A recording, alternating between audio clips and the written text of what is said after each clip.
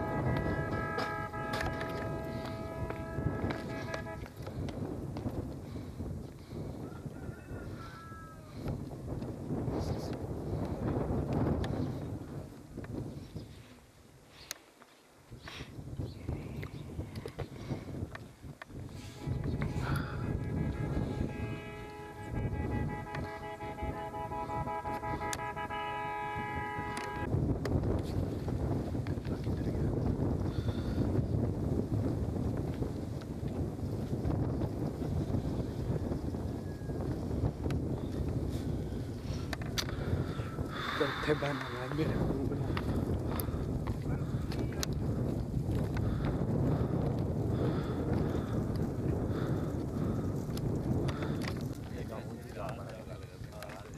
अस्सलाम वालेकुम।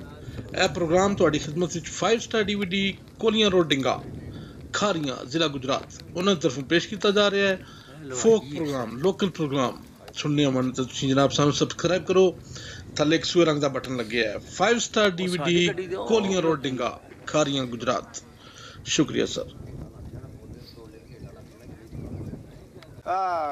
भाई सिक्योरिटी गार्ड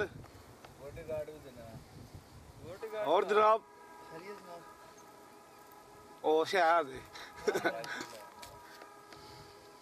मिठू मिठू मिठू कम है मिठू कम है चलो प्यार ना